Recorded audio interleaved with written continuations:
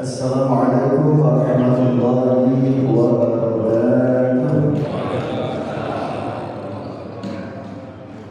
Alhamdulillahilladzi faddala bani Adam bil 'ilmi wal 'amal 'ala jami'il 'alam. Wassalatu wassalamu 'ala Muhammadin sayyidil 'arab wal 'ajam wa 'ala alihi wa sahbihi jalabil ulum wal hikam amma ba'd. Bapak Ibu dan saudara Allah, alhamdulillah kita bersyukur kepada Allah Subhanahu wa taala atas segala nikmatnya sehingga pada hari ini kita bisa melaksanakan berbagai rangkaian ibadah utama, dimulai dengan sholat sunnah fajar, dilanjutkan dengan sholat subuh berjamaah, dan sekarang kita insyaallah akan thalabul ilmi yang kita tutup dengan sholat sunnah syukur. Mudah-mudahan seluruh rangkaian ibadah yang kita lakukan khususnya pada pagi hari ini akan tercatat sebagai amal saleh yang dapat meringankan beban kita di hari kiamat nanti. Amin. Selanjutnya salawat serta salam tidak akan pernah lupa kita sanjungkan kepada uswah dan qudwah kita, panutan dan anutan kita baginda Rasul Muhammad sallallahu alaihi wasallam beserta keluarganya, para sahabatnya, para penerus dakwahnya, dan kita semua sebagai umatnya. Mudah-mudahan kita semua termasuk umat beliau yang diintilah akan mendapatkan syafaat dari beliau di yaumil qiyamah. Amin ya rabbal alamin. Bapak Ibu dan saudara rahmat Allah, tema kita hari ini tentang memburu Lailatul Qadar di tengah kesibukan. Tema ini sangat penting untuk kita pahami karena mungkin banyak di antara kita di 10 hari terakhir atau di 10 malam terakhir masih ada tugas-tugas atau kewajiban-kewajiban yang membuat kita tidak bisa fokus dalam memburu Lailatul Qadar.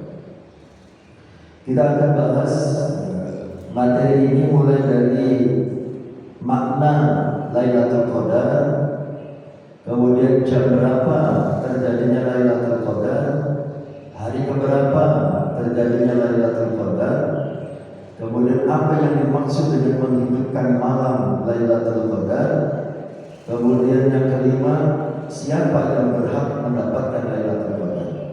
Nah, di 5 poin ini yang akan kita coba kaji pada pagi hari ini.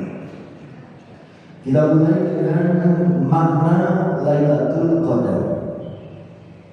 Makna Lailatul Qadar itu ada 3. Kalau Lailah tentu artinya adalah malam. Al-Qadarnya ini yang perlu kita ketahui artinya. Lailatul Qadar yang pertama maknanya adalah malam ketetapan. Malam ketetapan. Hal ini berdasarkan firman Allah dalam surat Ad-Dukhan ayat 4. Surat Ad-Dukhan ayat 4. Di dalam ayat itu Allah berfirman, "Fiha yufraqu kullu amrin hakim." Fiha, di malam itu, yufraqu, dijelaskan, kullu amrin hakim, segala urusan yang penuh hikmah. Dalam tafsir Ibnu Katsir dijelaskan bahwa pada malam itu Allah memisahkan dan menetapkan serta menjelaskan kepada para malaikat tentang seluruh takdir tahunan. Jadi sebelumnya perlu kita ketahui bahwa takdir untuk segala sesuatu itu sudah ditulis di Lauhul Mahfuz 50.000 tahun sebelum kita diciptakan. Itu sudah ditulis 50.000 tahun sebelum kita diciptakan di Lauhul Mahfuz, ya. Pusat data, ya. Induk segala catatan. Dan tetapi kemudian, ya, fi ayafsilu minal lauhil mahfuz, karena tafsir mengalir, yafsilu minal lauhil mahfuz ilal kataba minal malaikah ma huwa kainun fis sana. Allah pada malam hari itu mengesahkan dari lauhul mahfuz, kemudian disampaikan kepada para malaikat pencatat apa yang akan terjadi selama 1 tahun ke depan.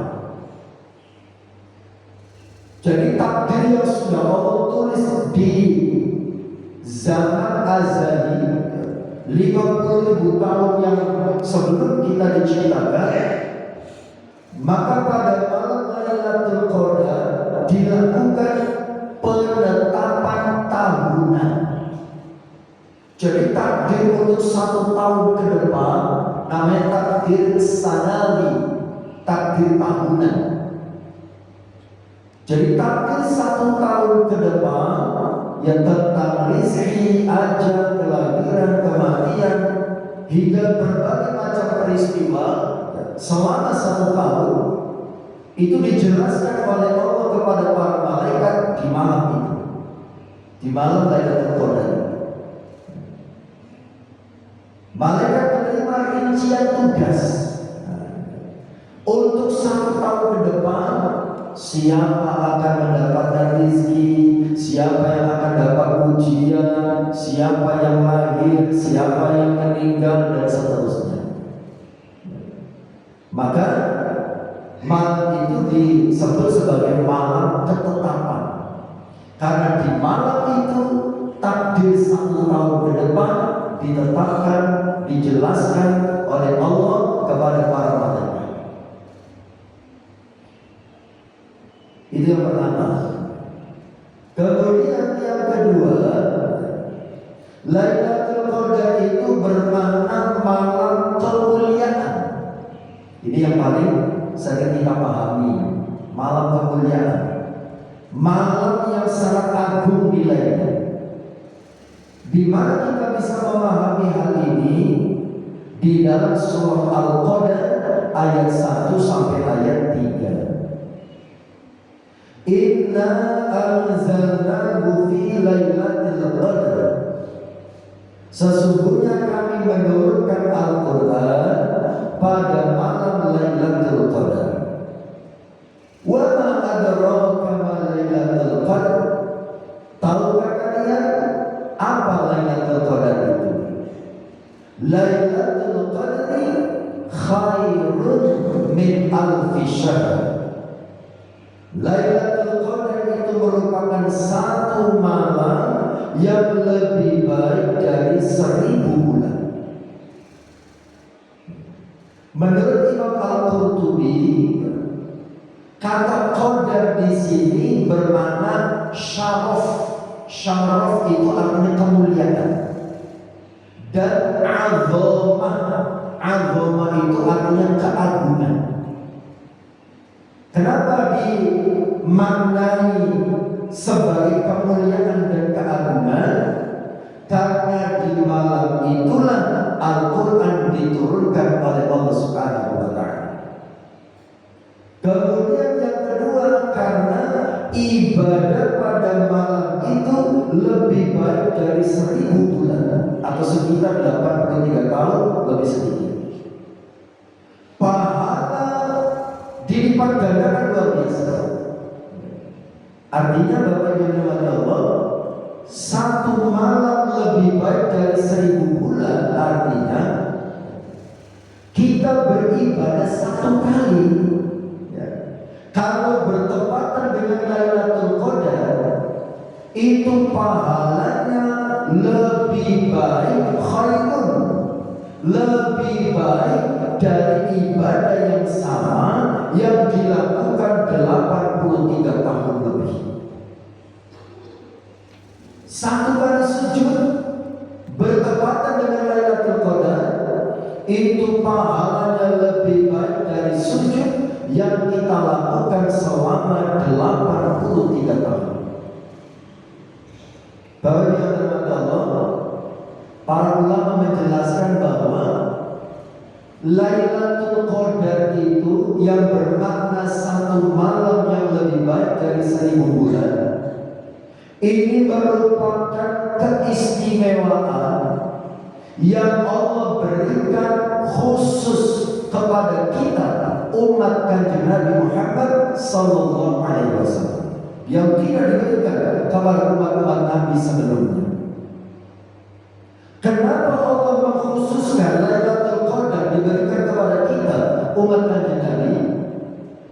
Karena kita ini umat Kanjeng Nabi usianya tidak sepanjang umat-umat Nabi sebelumnya. Umat-umat Nabi sebelumnya bisa ratusan tahun usianya. Nabi Nuh itu berdakwah berapa lama? 950 tahun. Itu belum menghitung usia dari kecil sampai beliau berdakwah. Kata para ulama kurang lebih 1000-an usianya Nabi Nuh. Usia umatnya tentu tidak jauh berbeda. Berarti artinya kalau orang usianya ratusan tahun, maka peluang beribadahnya tentu sangat banyak.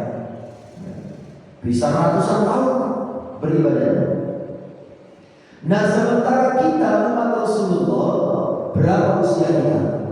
Kata Rasulullah, a'malu ummati, umur umatku ma baina sittin wa sab'in, itu antara 60 sampai 70. Wa aqalluhum man yajuzu dzalik, dan sedikit sekali yang bisa lewat dari itu.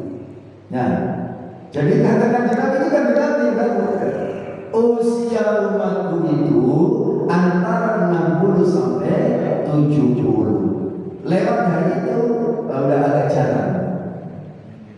Nah, kalau seandainya kita usianya 70 tahun, kita hitung ibadahnya berapa lama 70 tahun? Dikurangi masa jahiliyah kita. Mungkin ada yang pernah mengalami masa jahiliyah, masa-masa gelap di masa lalu. Artinya belum tertib ibadahnya. Mungkin waktu SMP, SMA masih bolong-bolong, atau bahkan sampai kuliah masih bolong-bolong. Lengkapnya baru setelah menikah, atau bahkan lengkapnya baru setelah pensiun. Nah, kalau lengkapnya baru setelah pensiun berapa ya? Seandainya taruhlah usia 30 tahun kita baru tertib ibadah, dikasih jatah sampai 70 tahun, berarti cuma 40 tahun kita tertib beribadah. 40 tahun kita ambil untuk ibadahnya berapa lama? Kita sholat berapa lama? 5 menit. 5 menit ya. Kali 5, 25 menit ya. Cuma 25 menit. Berarti sangat sedikit sekali ya. Usianya pendek, ibadahnya sedikit. Makanya Allah Subhanahu wa Ta'ala sebagai bentuk kasih sayang beliau kepada Rasulullah. Nah ini, jadi Allah memberikan Lailatul Qadar itu karena Rasulullah. Kita ini katut gitu sebagai umatnya. Kita lihat dengan adanya Lailatul Qadar itu ada kuantum, ada lompatan dalam memproduksi pahala. Coba saja 70 tahun dikurangi jahiliyah 30 tahun, tertib ibadah 40 tahun ya. Itu tidak dikurangi masa pikun kan gitu, masa tidak mampu berbuat apa-apa gitu. Taruh normal 40 tahun. 40 tahun kalau setiap tahun dapat Lailatul Qadar. Nah ini pelipat gandaannya di sini. Kalau setiap tahun dapat Lailatul Qadar, berarti ada pelipat gandaan 83 tahun.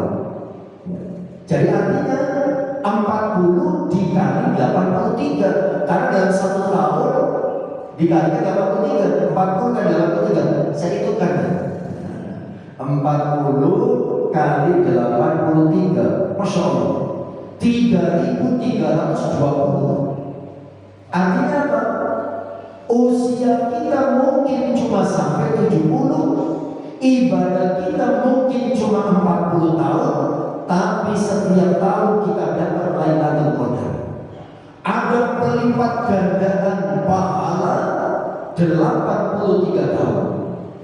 Usia fisik kita cuma 70 tahun, usia ibadah kita cuma 40 tahun, tapi pahala yang bisa kita kumpulkan seperti orang yang berusia 3.320 tahun, melebihi umat-umat Nabi sebelumnya. Makanya kata Rasulullah, kita ini umat terakhir di dunia ini, umat terakhir. Tapi di akhirat kita masuk surganya duluan. Nah ini, di dunia kita ini umat terakhir, tapi di akhirat masuk surganya duluan. Jadi ini mungkin diantaranya, karena ternyata pahala kita lebih banyak dari umat-umat Nabi sebelumnya. Makanya Rasulullah SAW sangat memotivasi kita untuk memburu Lailatul Qadar. Kenapa? Ya ini karena Masya Allah, ya, peluang mengumpulkan pundi-pundi pahala sangat besar akan kita dapatkan ketika kita memburu Lailatul Qadar. Ya, manfaatkan 10 malam terakhir. Cuma masalahnya masyarakat itu banyak yang terbalik-balik.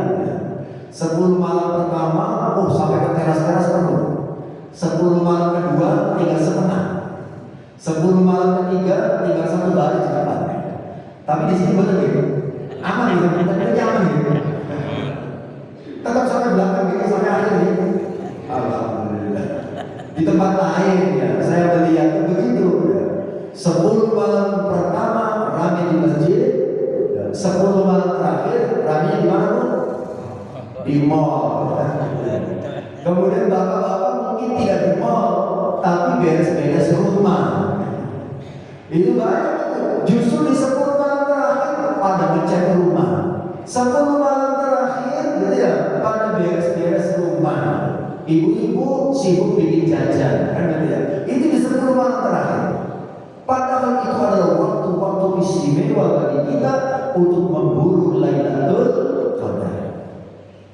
Makanya ada masjid itu yang memfasilitasi di 10 malam terakhir itu sholatnya 2 kali. Ada yang sholat tarawih biasa setelah sholat isya, dan juga memfasilitasi qiyamul lail. Ya, di 10 malam terakhir jam 2 atau jam 3 ada sholat jamaah lagi qiyamul lail. Itu untuk memfasilitasi bagi yang setelah isya sore itu masih dari jajan, ada yang masih kerja di rumah rapi-rapi, itu malamnya jam 2 ke masjid difasilitasi untuk qiyamul lail. Kalaupun tidak difasilitasi oleh masjid, kita sendiri yang berinisiatif. Kalau yang tidak sempat sore hari, usahakan malam harinya kita memburu Lailatul Qadar. Baik, itu makna yang kedua. Makna yang pertama tadi malam ketetapan, malam ditetapkan takdir 1 tahun ke depan. Yang kedua malam kemuliaan, karena malam itu Al-Quran Allah turunkan, dan malam itu pahala amal dilipat gandakan. Yang ketiga, makna Lailatul Qadar itu adalah malam yang sempit. Malam yang sempit. Dalilnya mana? Kalau Lailatul Qadar dimaknai malam yang sempit, terus maksudnya apa malam yang sempit itu? Allah berfirman dalam surat Al-Qadar ayat 4. Dalilnya itu, tanazzalul malaikatu war-ruhu fiha bi'izni rabbihim min kulli amr. Tanazzalu turun al-malaikatu para malaikat, war-ruhu dan ar-ruh. Ar-ruh di sini yang dimaksud malaikat Jibril. Jadi pimpinan malaikat. Ya. Malaikat Jibril dan malaikat yang lain turun fiha di malam itu bi'idni rabbihim dengan izin Tuhan mereka min kulli amr untuk mengatur segala urusan. Jadi sebagian ulama menjelaskan bahwa kata qadar dalam Lailatul Qadar itu bermakna at-tadyiq, kesempitan. Kenapa malam itu disebut dinamakan malam yang sempit? Karena pada malam itu malaikat pada turun ke bumi. Ayatnya jelas, tanazzalu turun al-malaikatu para malaikat waruhu dan juga Jibril fiha di malam itu. Malaikat turun sehingga bumi menjadi penuh oleh malaikat. Banyak malaikat di bumi malam itu. Langit dan bumi terasa padat, tapi sempit, padat di sini berkonotasi positif bukan negatif. Jadi malam itu bumi padat dan penuh dengan apa? Dengan keberkahan. Karena pada malam hari itu malaikat turun untuk apa? Mulai melaksanakan tugas 1 tahun ke depan yang sudah dijelaskan oleh Allah Subhanahu wa Ta'ala. Mulai turun malam itu. Malam itu dijelaskan oleh Allah tentang takdir 1 tahun ke depan, kemudian langsung dilaksanakan oleh para malaikat. Malaikat turun pada malam hari itu untuk melaksanakan tugasnya. Makanya bumi terasa sempit, bumi terasa penuh. Bagian dalam Allah itu makna-makna dari Lailatul Qadar.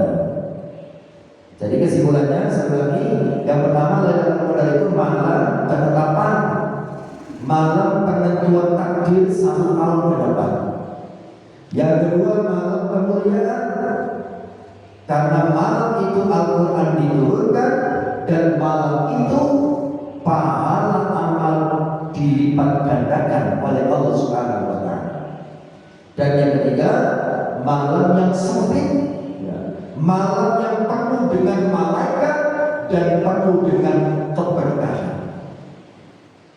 Baik, itu makna dari Lailatul Qadar.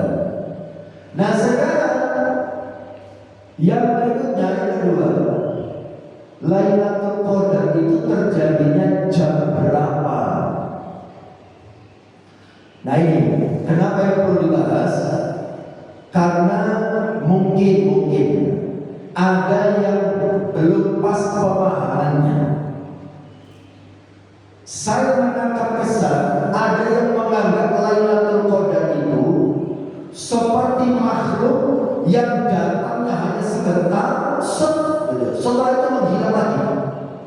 Kemudian datangnya jam berapa tidak diketahui, akhirnya begadang tidak tidur karena memburu Lailatul Qadar yang tidak jelas datangnya jam berapa.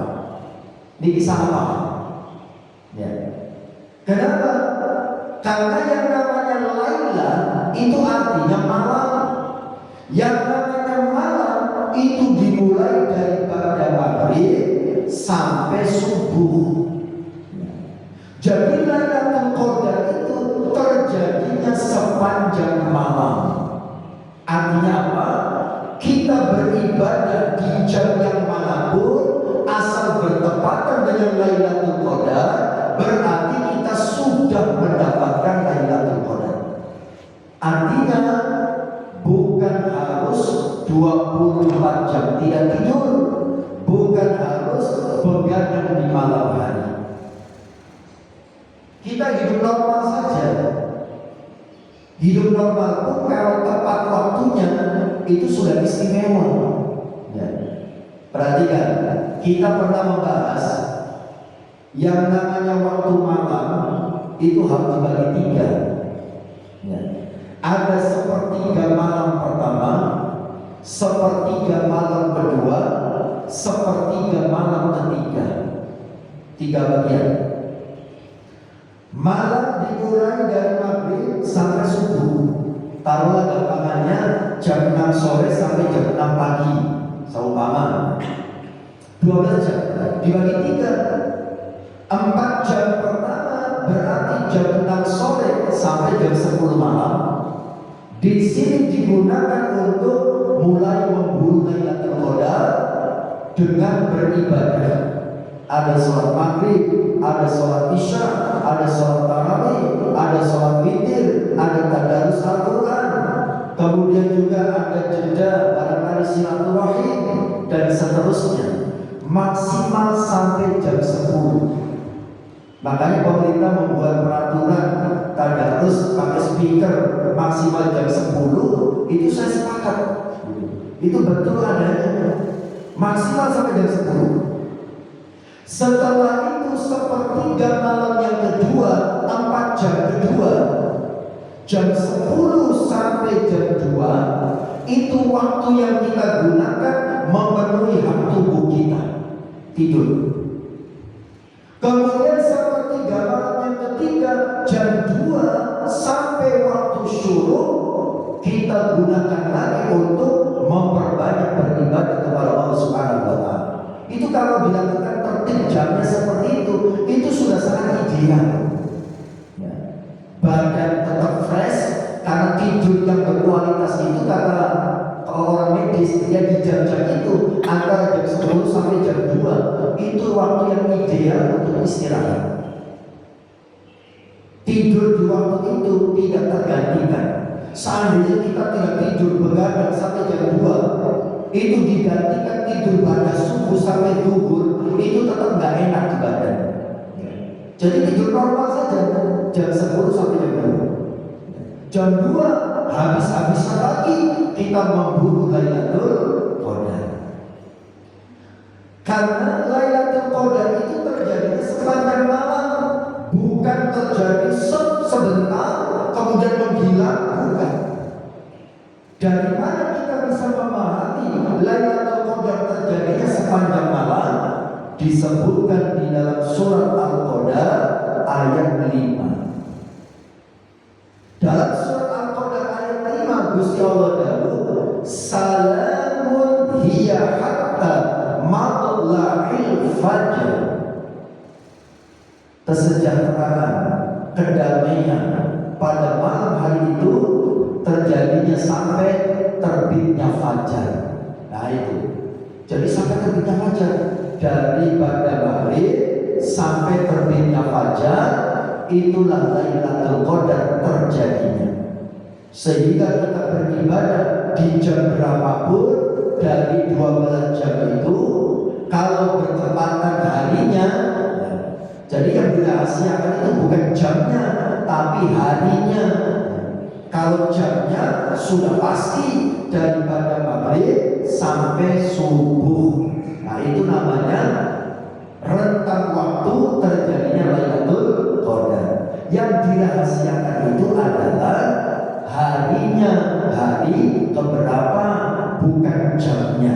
Kalau jamnya ya dari habis maghrib sampai waktu subuh.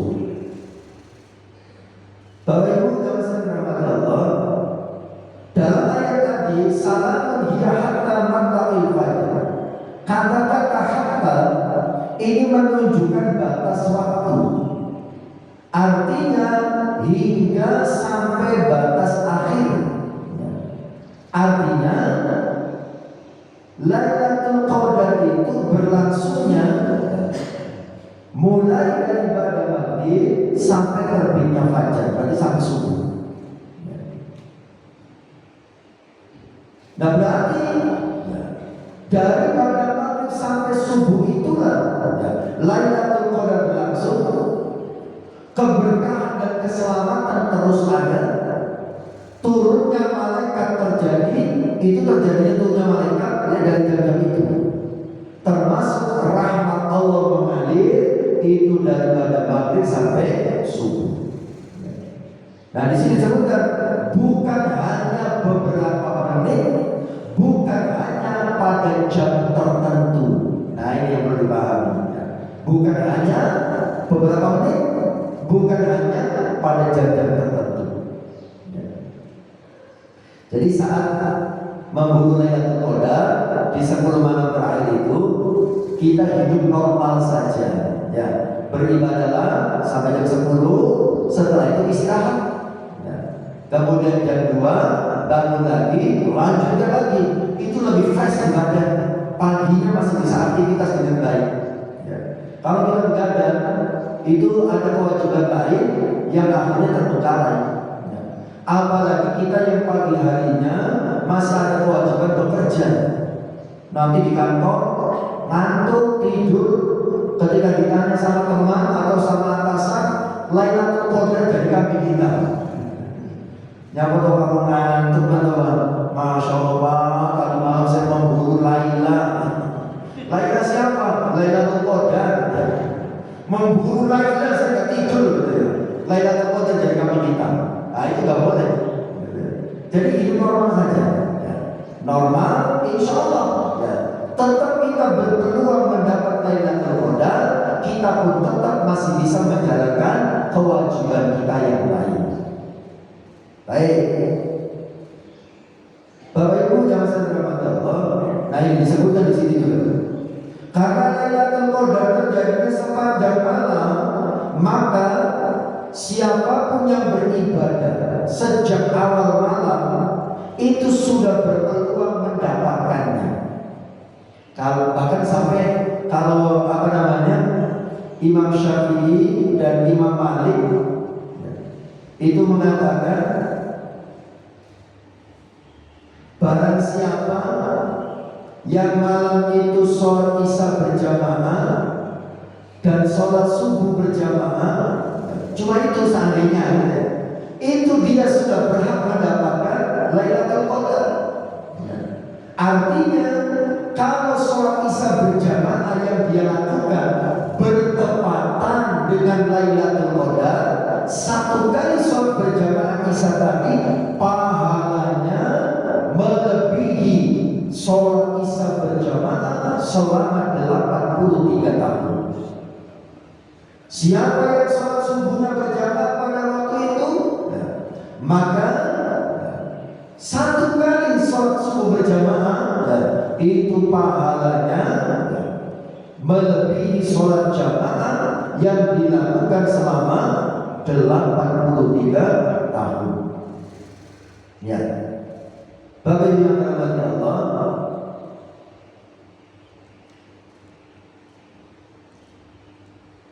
jadi siapapun yang beribadah pada malam hari itu, mulai dari pada maghrib sampai subuh itu di jam berapapun, maka dia berpeluang mendapatkan Lailatul Qadar. Jadi tidak harus begadang, tidak harus tidak tidur, ya hidup normal saja.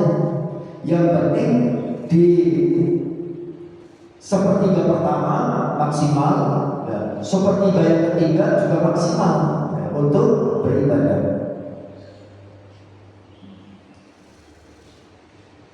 Nah ini di sini disebutkan tidak harus menunggu jam 12 malam, tidak harus menunggu jam 3, karena tidak ada dalil yang sahih yang menentukan jam-jam tertentu, tidak ada.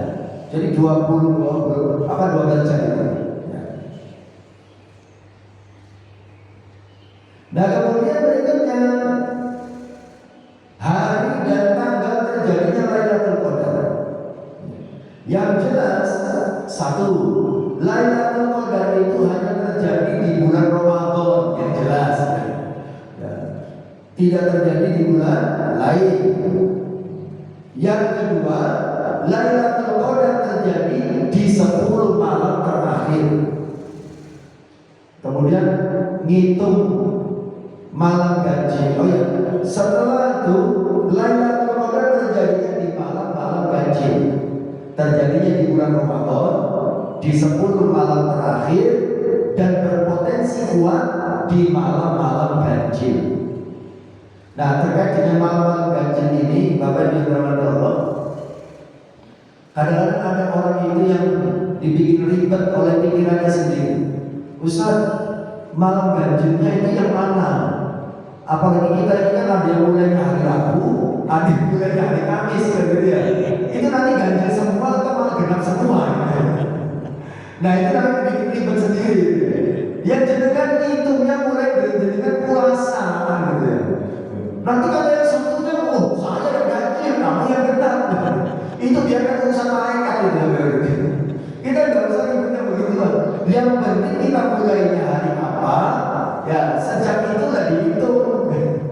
Malam ganjil itu dimulai dari malam 21. Jenengan mulainya hari apa? Ya dihitung aja malam 21-nya itu berarti ganjil. Tuh ada yang tanya, Ustaz, kalau kebetulan Ramadannya cuma 29 hari, itu ganjilnya dari depan apa dari belakang? Nah ini ribet lagi. Yang umumnya saja orang hitung itu dari mana? Orang itu umumnya dari depan. Tapi kalau dari depan nanti tidak ganjil, Ustaz, itu jadinya genap. Nah itu ribet. Jadi menghitung genap ganjil yang normal-normal saja, jangan dibikin ribet. Kita mulainya hari apa? Disitulah tanggal satunya, bilangan ke pertamanya, kan begitu. Mau jumlahnya 30 hari atau 29 hari, itu tetap malam 21 itu adalah malam ganjilnya. Soalnya malam 21 kalau cuma 29 hari itu jadinya genap gitu. Kalau itu dari belakang gitu. Kan aneh-aneh gitu, itu kok dari belakang gitu. Yo itu dari depan gitu. Jangan dibikin ribet. Ya, jadi makanya saya bilang kalau nggak pengen buat biar tetap dapat Lailatul Qadar, ya setiap malam ibadahnya. Jangan hanya itu ganjilnya saja. Setiap malam pasti dapat setiap malam. Ya. Dalilnya mana 10 hari terakhir Rasulullah dalam hadis riwayat Imam Muslim beliau bersabda, karena Rasulullah sallallahu alaihi wasallam, Siti Aisyah bercerita, karena Rasulullah sallallahu alaihi wasallam yastahidu fil ashril awakhir ma la yastahidu fi ghairihi. Kata Siti Aisyah, Rasulullah bersungguh-sungguh pada 10 malam terakhir tidak seperti kesungguhan beliau pada malam-malam lainnya. Itu cerita dari Siti Aisyah. Kalau dahulu dari Kanjeng Nabi langsung beliau mengatakan, iltamisuha fil ashril awakhir min Ramadan. Carilah Lailatul Qadar pada 10 malam terakhir bulan Ramadan. Kalau yang cuma 29 dihitungnya dari belakang, akhirnya kan tanggal 20-nya dihitung 10 hari terakhir, hitungnya dari belakang. Kan ribet gitu. Dari depan aja hitungnya yang normal kan. Kemudian yang lebih kuat terjadi pada malam ganjil. Ya. Nah ini Rasulullah bersabda, taharrau lailatul qadri fil witri min al-ashril awakhir min Ramadan. Carilah Lailatul Qadar pada malam-malam ganjil dari 10 malam terakhir bulan Ramadan. Makanya di masjid-masjid biasanya qiyamul lail itu rame di malam ganjil. Kalau malam ganjil rame, malam genap sepi. Sebaiknya diambil semuanya. Takutnya genap ganjilnya kok nggak pas gitu. Jadi ambil semuanya saja. Di sini disebutkan malam ganjil itu malam 21, 23, 25, 27, 29. Mayoritas ulama mengatakan peluangnya lebih besar di malam-malam ganjil tadi. Bahwa dia Allah kemudian yang berikutnya, apa yang dimaksud dengan menghidupkan malam? Kan perintah dan contoh dari Kanjeng Nabi memburu Lailatul Qadar itu dengan menghidupkan malam. Disebutkan dari Siti Aisyah. Siti Aisyah bercerita, karena Rasulullah sallallahu alaihi wasallam, bahwasanya Rasulullah sallallahu alaihi wasallam idza dakhala al-ashr al-awakhir, ketika beliau memasuki 10 malam terakhir, ahya al-lail, beliau menghidupkan malamnya, wa aiqadha ahlahu, beliau juga membangunkan keluarganya. Yang ketiga, ini penting, wa syadda mizarahu, dan Rasulullah mengencangkan sarungnya. Nah, hati-hati, dikencangkan sarungnya, bukan malah dikendorkan. Ini kiasan, artinya Rasulullah tidak menyentuh istrinya di 10 malam terakhir, libur dulu. Jadi fokus untuk beribadah. Apa makna dari menghidupkan malam? Makna menghidupkan malam itu di sini disebutkan bukan berarti tidak tidur sama sekali, bukan berarti harus begadang. Apalagi ada yang salah paham, menghidupkan malam artinya dengan menyalakan lampu 24 jam. Bukan. Menghidupkan malam artinya satu, memperbanyak sholat malam. Yang kedua, memperbanyak membaca Al-Quran. Yang ketiga, memperbanyak berzikir. Yang keempat, memperbanyak berdoa. Ya. Dan yang kelima, bagi yang memungkinkan, beriktikaf. Ya, bagi yang memungkinkan. Tapi iktikaf ini, Bapak yang dirahmati Allah, bukanlah syarat untuk mendapatkan Lailatul Qadar.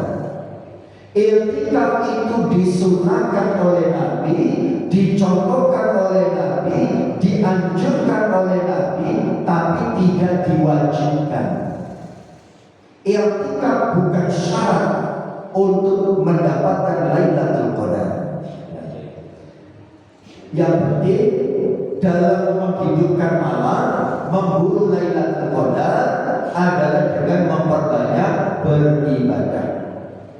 Nah sekarang ibadahnya tadi ya, memperbanyak sholat sunnah, memperbanyak baca Al-Quran, memperbanyak berzikir, memperbanyak berdoa. Doa apa yang sebaiknya banyak dibaca, dicontohkan dan diajarkan oleh Kanjeng Nabi kepada Siti Aisyah? Siti Aisyah nanya, ya Rasulullah, kalau saya ketemu Lailatul Qadar, sebaiknya saya baca doa apa? Kata Nabi, ucapkanlah Allahumma innaka afuwwun tuhibbul afwa fa'fu anni. Itu doa yang diajarkan oleh Nabi kepada Siti Aisyah saat memburu Lailatul Qadar. Terakhir, siapa yang berhak mendapat Lailatul Qadar? Karena ada pertanyaan di zaman dahulu sama ulama-ulama terdahulu, ada masyarakat yang bertanya, apakah untuk mendapat Lailatul Qadar itu wajib iktikaf? Kalau wajib iktikaf, ada beberapa kelompok masyarakat yang tidak bisa. Pertama, ibu-ibu yang di 10 malam terakhir kebetulan datang bulan, ya, sedang haid atau sedang nifas di 10 malam terakhir. Kalau iktikaf menjadi syarat mendapat Lailatul Qadar, ibu-ibu yang sedang haid atau nifas tidak dapat peluang mendapat Lailatul Qadar. Kelompok yang kedua, kalau Lailatul Qadar hanya bisa didapat di masjid dengan cara iktikaf, maka tentara yang menjaga perbatasan tidak bisa dapat. Polisi yang masih harus mengatur kelancaran lalu lintas tidak bisa. Satpam yang harus bertugas menjaga gedung-gedung dan perkantoran, atau orang-orang yang masih harus berdagang di malam itu nanti tidak bisa dapat Lailatul Qadar kalau iktikaf menjadi syarat. Makanya iktikaf tidak menjadi syarat, itu hanya anjuran.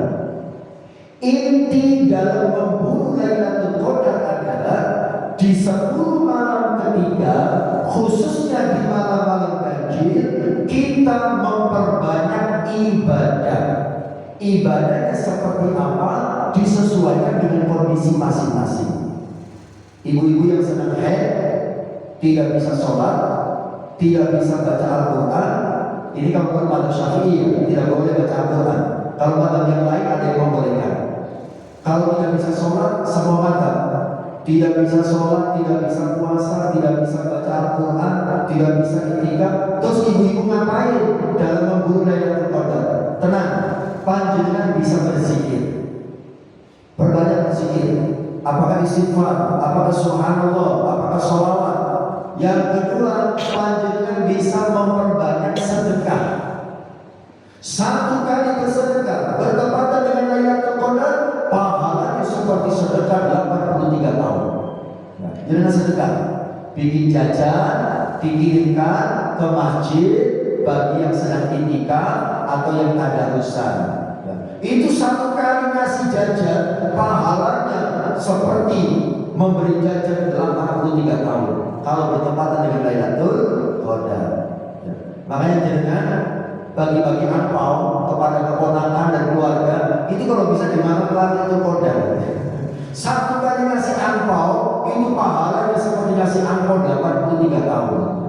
Jadi keponakan kalau yang mau angpaunya gede di malam ganjil ke rumah.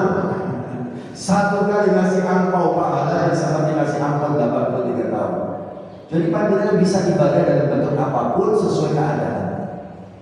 Bapak-bapak yang masih bertugas di luar sama ibadahnya sesuai dengan kondisinya. Kalau menjaga perbatasan masih bisa dengan membaca Al-Quran, baca Al-Quran. Yang menjaga gedung-gedung perkantoran masih bisa baca Al-Quran, baca Al-Quran. Dan bisa perbanyak berzikir. Kemudian cari peluang memperbanyak kebaikan. Ada orang butuh bantuan, dibantu. Itu satu kali membantu, pahalanya seperti membantu 83 tahun. Baik, Bapak Ibu yang dirahmati Allah, saya kira ini saja ya yang bisa disampaikan terkait memburu Lailatul Qadar. Siapapun berhak dapat Lailatul Qadar. Yang penting orang itu di 10 malam terakhir, khususnya di malam ganjil, dia beribadah. Ibadahnya seperti apa? Sesuai dengan keadaan masing-masing.